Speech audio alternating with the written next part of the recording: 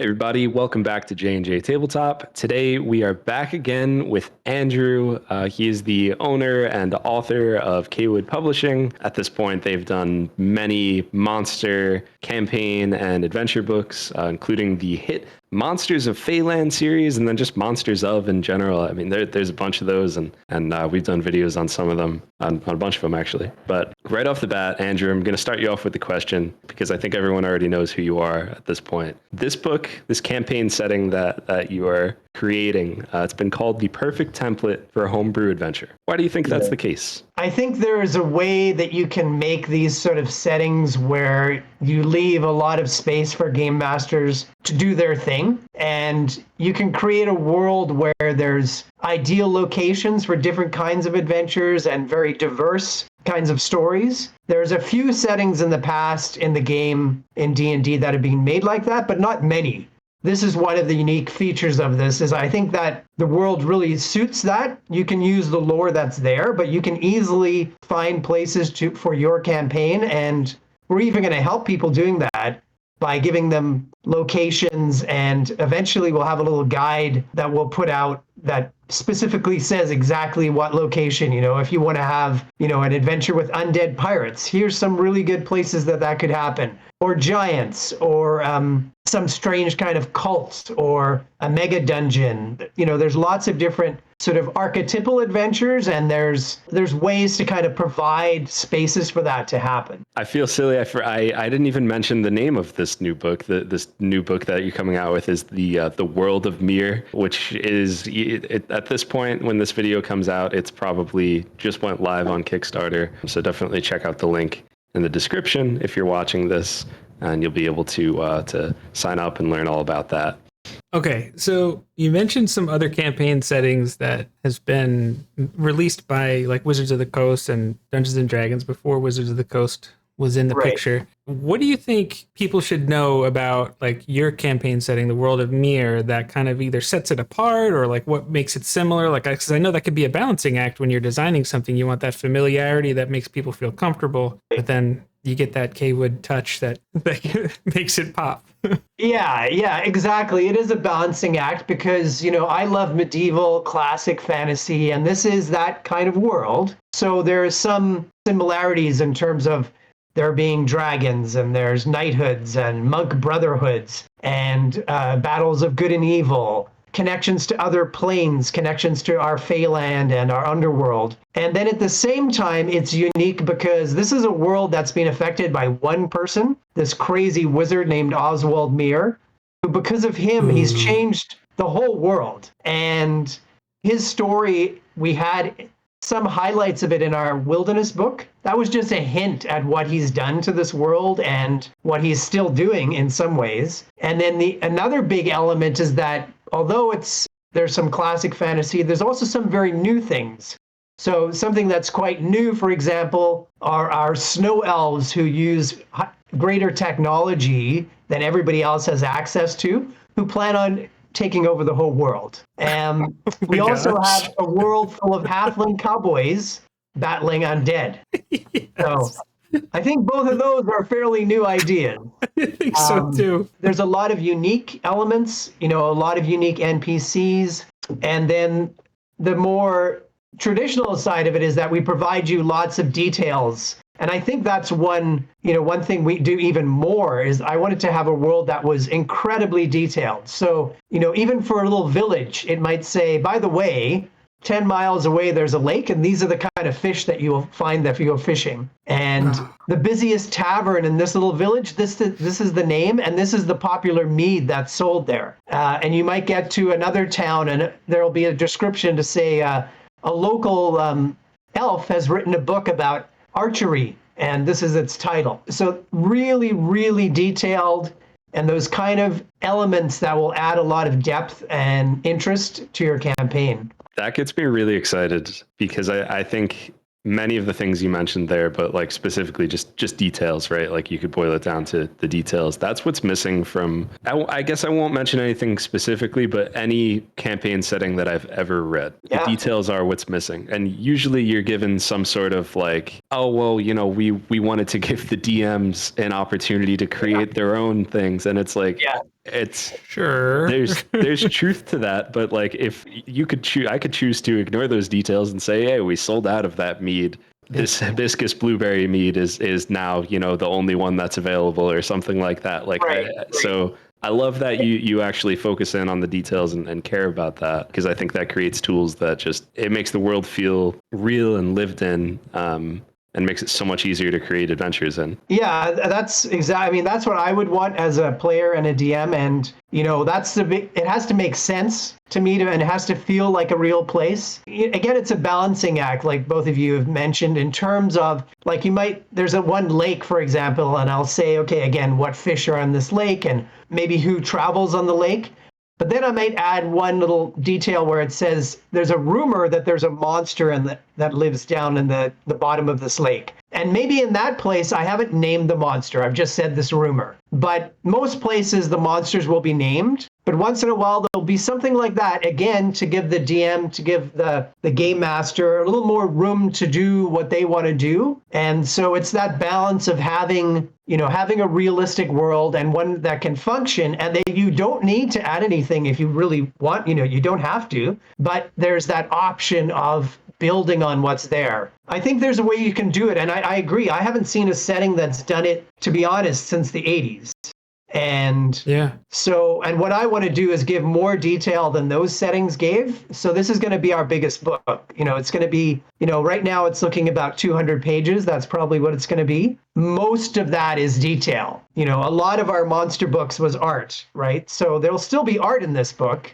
And there's going to be these amazing maps. It's going to be more of a book that even if you didn't play D&D, even if you don't play Pathfinder, that's the thing I should mention too. This can be for any RPG because it doesn't have a lot of mechanics in it. But even if you don't play role-playing games, you can sit down and just enjoy this as a book about a world. I love that. One of the questions that we were going to ask you is what kind of support can Dungeon Masters expect to receive for the adventures that they run in the World of Myrr? And I mean, just the kinds of things that you've said, like that's the expression, the devil's in the details. That gets me excited because like Josh says, you can ignore them if you want, but if you want that true World of Myrr experience, it's there. The tavern is real. It's alive. It's unique because, I mean, every watering hole across the world has its own flair, unless it's got like a corporate deal. And even then, those people are unique that go to that corporate thing. So that gets me excited as someone who loves to run games. Like I feel like there are maybe a handful of products and maybe only one in 5e that I might think even somewhat scratches the surface. And I actually believe, if I remember correctly,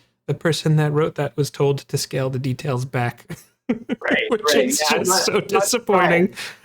Yeah. Well, and also there'll be so many interesting relationships. Like every different settlement, every different area you find characters or creatures, there's some kind of, interesting relationship, right? It might be something with a family or rivals or betrayal or brotherhood, or there's going to be so much interwoven relationships. And the way that I was able to build it, 10 years ago, I started with a village. The way that I built that, it enabled me to keep growing the roots of it, right? So in that original world, I decided how that vampirism reached that continent. So it was this family who traveled from the original continent where the humans lived.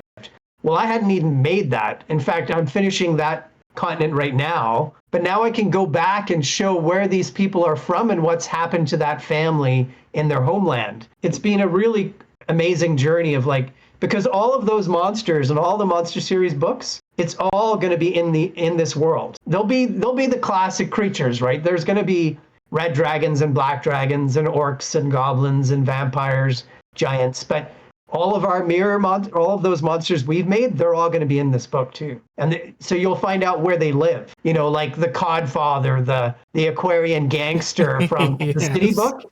You'll find out where he's doing his thing, right? We're going to learn more about the David Bowie monster. Which one? There's one in every book. That's right. There is one in every book. Yeah.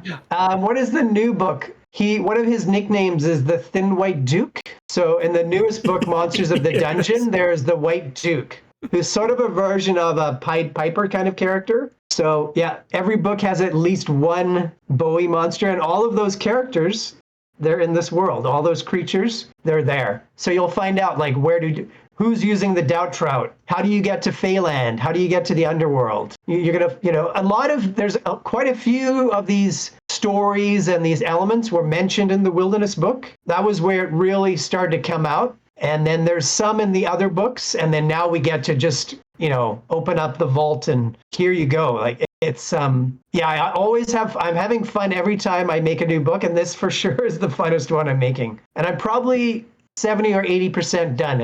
There's not that much more to do now. That's great. And I'm sure for other RPG fans who use, Kickstarter, it's refreshing to have someone who does something on Kickstarter and it's not really if this gets funded or when this gets funded, like, will we still get the product and when will we get it? Like, you're going to get it. You're not deciding to start working on it once you get paid. You're already 70 or 80% done. Like, it might seem like a small thing, but I think most of us in the RPG community have gotten burned at least once. So you talked to us a little bit about Oswald and I guess just how much of an effect that he's had on this world. Is there any way you could give us like a couple of events or figures or organizations or anything like that have been pivotal in shaping the World of Myrr? Maybe something that Oswald did or an organization he was a part of or anything that you're excited about? Yeah, a really cool part of the Wilderness book was I got to just give a little window into Oswald's family, like how did he turn out the way he did? To say his family was dysfunctional is like to say not even close to how bad it was. His father was also a wizard who pushed the envelope, who opened Pandora's box. And so really to make his father, to get his father's approval, Oswald followed the same path. Both of them ended up getting kicked off the Wizard Council, which there's a few of those in Myr, but the big one is in Zog, the biggest continent for humans. And they both ended up getting kicked off this. His father took a different path, which you can learn about in the Wilderness book and the new book. And Oswald, he ended up traveling with the original settlers to the continent of Myr, which is named after him, and starting a new life. And one of the reasons he got kicked off this council was that he'd started to create these portals that were opening up everywhere. So until Oswald did this, traveling around the world of Myr was very difficult, because the oceans are so dangerous. Sea monsters and dragon turtles and everything you can imagine lives in there. So there hasn't been a lot of travel between the continents. And there was some from Zog to Myr when Oswald first went there. But now that he's opened these portals, people are starting to be able to travel between continents, like immediately, instantly, and to other worlds, and to Feyland and to the underworld. So all of the balance that was there and all of those traditional relationships and treaties and everything that was in the world now is starting to shift. So you're getting a world that's, had its certain power structure and hierarchy, but that's all being thrown out the window and everything is in motion. And we'll see, in your games, who ends up winning and who ends up gaining the power in terms of these battles between good and evil and different factions and different peoples. And it's all a result of Oswald. And he now realizes what he's done. And he's spent many years now trying to make up for what he's done. That's really interesting. Because I think portals exist in most like high fantasy setting. There's some sort of way, even just built into D&D. You have spells for like teleportation circle or the one where you could like walk through a tree and all that kind of stuff. But they never really talk about or care about the effect that something like that has, like the access that you now have. I feel like the only thing you could compare it to is like maybe when the internet was created and you now have all of this like instant access to everything everywhere. So I love that, you take care to actually say that that's something that matters and has an effect on the world. Yeah, well, another wrinkle I've thrown in is that these portals are not all stable. So I've got a chart for what happens when you use a portal. So you might go to the wrong place.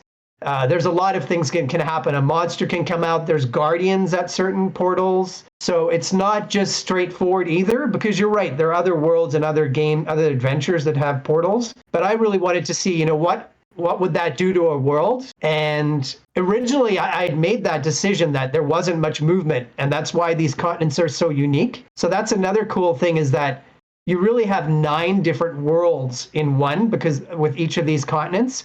And now they're just starting to meet for the first time because of the portals. Some of that is really good, because there's going to be some really good allies, and, forces of goodness and light and justice are going to meet and do good things. But there's going to be some really bad stuff that could happen too. Oh, yeah. Just like the internet, right? Same thing. Fair enough. It's the same, because really, this is the archetype of the mad scientist, right? Or the artist out of control. If you push the boundaries, there's going to be consequences, and you have to deal with them. And, we have to do that in our world, and that has to happen. That's happening in Myrr too. I guess when we interviewed you for the Monsters of the Dungeon, the last project that you had run, you put us on an adventure to look at some portals, and I think, if I remember correctly, our job was to shut it down. Yes. So there's, if you're watching this, which clearly you are, if you're hearing this, you should go back and watch that adventure, because Andrew ran a quick little one-shot for us, and it was a lot of fun. Yeah, in that case, you had to defeat the Blabber Blub, the strange, one of the many aberrations that's in that book. Just remember, you had one monster that, I don't know, it felt like it had 100 attacks in one turn. Oh, yeah. That would have been the probably the pillar of the community. That sounds right. Yep. Yeah. Who has like 4 fist attacks and a bite. Yep. Yeah. And all of that. So before, what we do is we do one of these, usually one Kickstarter for one book a year, and we finish it, send out the PDF, and then send out the printed copies as soon as possible. But now we're wanting to do more books. So, and also the printer that we use is kind of backed up because it's holidays. So people with the Kickstarter who backed Monsters of the Dungeon, they all have the PDF. But the books, because of the printer, we're not going to be able to actually mail them. It looks like, unless the proof suddenly shows up magically this week, it's going to be January probably where we're mailing. So, hopefully we'll fund Myrr, and then in January we're going to ship the dungeon book. And then right away we're going to start our adventures that we're going to be writing. And then probably March or April we'll ship Myrr. And by then we probably would have already kickstarted the first adventure. So we're going to have this that's crazy. That's crazy. I love it. Rolling system of writing and layout. And the cool thing is that Travis, the artist, is now doing the graphic art and the layout. So you're going to see something quite different. And when you see the printed book on Monday for Myrr, there's a preview booklet, quite a big one actually. It's almost really, you could call it a book in itself. It's going to give you an overview of the world. Well, Travis did all the graphic art and layout. So it now looks like a work of art, not just the art, but the page numbering and the lettering, even the page, like he painted a page. He painted the back of the pages. That's awesome. So it's going to look more, just like I said, it has a more artistic quality. Myrr has this very warm quality, which I really like. Not just the world itself, but the art already has that, which Travis and I, that's one thing we're actually trying to do. Originally, I wanted more of a dramatic, like, cover in peril, sort of more like the Monsters of Feyland 2 cover. But when he came back to me with his sort of take on my idea, it was something totally different. That scene you've seen of the cover with Oswald riding on this wagon through the woods, and in the background there's the city. So I really like that. It reminds me of some of the classic fantasy that I love, and it gives you an idea of how big this world is. But the close-up of the wizard also tells you, like, there's a lot of stories here. Yeah, I think that makes the world feel lived in and real, and like there's something worth fighting for if something's going wrong. Well, and, soon on in that story and in that book, you'll find out that picture of the cover, that's Oswald in Zog, the original homeland of the humans where he was born. But everybody thinks he died 500 years ago. So what's he doing with his wagon just cruising around the woods outside of the city? And can I ask, maybe not as important, but it was one of the things that me and Jake were talking about before this video I love that the cover, it's reminiscent of that kind of Lord of the Rings scene of Gandalf coming by with the fireworks and everything. Right. The question I want to ask is, what's pulling the wagon? That would be a muskox sort of creature. Yeah, the person I do a podcast with every week, he wants to know what the creature lurking in the woods is. But it's interesting you mentioned Gandalf though, because he's actually an angel. He's not even human, and he has a very different story to Oswald, because Oswald really took a dangerous path and pushed things too far, and is very much human. Although for some reason he's still alive 500 years later. It's quite a different story, and and I think I think it's an interesting backstory to find out what happened to his mother and his father, what happened to the place he's from, what happened in Myrr, where he traveled for a long time. One of the cities in Myrr is named after the Queen of the Fairies, which he ended up being involved with. Yeah, there's a lot of stories that link all through this world. I think you might have mentioned it before, but I know you had this list for World of Myrr, so I just want to read it off. There's going to be 9 continents. You have new maps, new subclasses, magic items, new factions, and new art. Is there anything that you want to highlight out of any of that? Like, is Travis making the maps as well? Are we going to see another ranger subclass, or just more new things, or I don't know, anything specific that you want to highlight on there, or just keep it a surprise? Josh loves his rangers, by the way. Yeah. Well, I know they did one once before in the Wilderness book. So. Right. Yeah. Some of it we're going to keep under wraps more, and we're going to keep, like, for example, if you look on the preview page, there's stretch goals listed, but they're all hidden this time. Yeah. So we're going to hide some of the stretch goals and some of what is to come. But what I can mention is that there's a lot to come in terms of stretch goals and add-ons. The maps, I decided to get the original map maker who made the original continent maps and the original world map.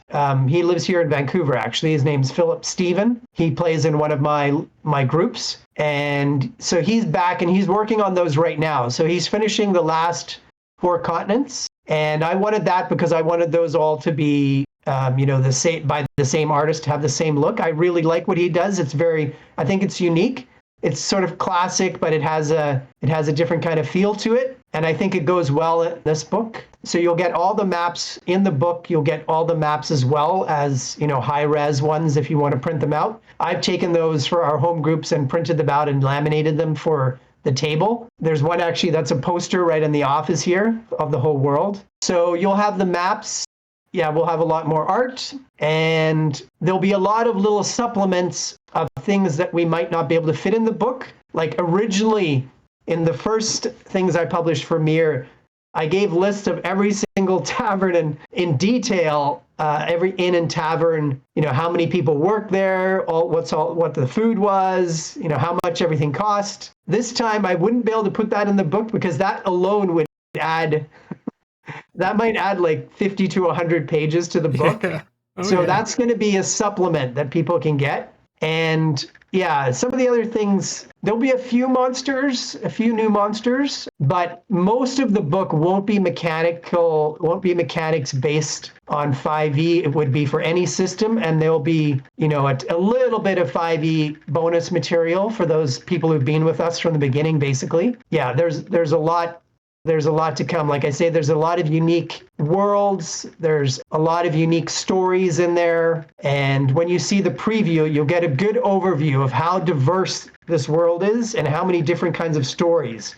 So there's some continents that are quite populated, but there's 2 in particular that have huge areas that are just wilderness. And then 2 others that have some population, but also a lot of wilderness. And those are all because of the terrain and the climate. It's such a harsh place to live. And then the 5 central continents, those are the ones that are more populated with humanoids. And of course, there'll be a lot of Cawood little touches of satire and humor, and you might have to look harder for that this time. It might be in the title of a book that a writer in a village wrote, and you'll be like, what did he call that book? Well, you had me at snow elves with advanced technology at building things. Yeah, that's one of my favorite parts. Because of the portals and where Myrr is in its history, it's on the verge of all these different elements coming together. So, I basically put all these pieces in place. If you want to move something, look out. All right. Well, is there anything else that you would like our viewers to know about this project? Which, if we got everything ready, it's live now. We'll have all those links in the description for sure. Yeah. We should launch Tuesday, 10 a.m. Eastern time, 7 a.m. out here on the Pacific Coast. That means I have to get up really early that day. Of course, with the project, with the Kickstarter, people can pick up the monster books as well, will be part of the project. As I said, the Kickstarter page will give you a good overview. The booklet that you can download is about 40 pages, and that gives you a really good overview of things, of what's to come. And it gives you a little bit of the sections of the book that have the geography and the settlements, what that will look like. And then it gives you, sort of a summary and overview of each continent and a bit about Oswald. So yeah, I'm really excited. It's really cool. It's, as I said, I'm getting close to finishing the writing, which has been a long journey. As I said, I started about 10 years ago when I came back to playing D&D. That week I made up a village and the beginnings of a story.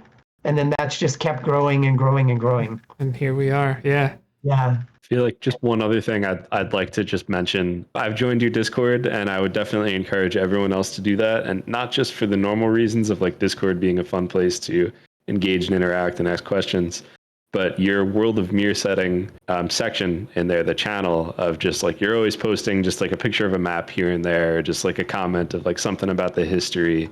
And that's also how I found out about the Bowie monsters in every book. You had posted that there. So just, I guess, just as just a tip for anyone who's interested, there's a lot of fun background information as well as just being able to talk to the author. Andrew, thank you so much for joining us today. I'm really happy to talk to you about pretty much anything that has to do with Dungeons and Dragons and TTRPGs. But just as a reminder, the World of Myrr is launching on Tuesday, November 21st. Of 2023. And if you're watching it after the Kickstarter closes, check out theworldofmyrr.com because there's tons of information there, the Discord, all those links. You got to check out the description, probably the pinned comment. But yeah, thank you so much for watching, and make sure you sign up for those alerts and back this project. We believe in it, and we believe in Andrew. So take care, everyone. Thanks, Jake, Josh. Thank you.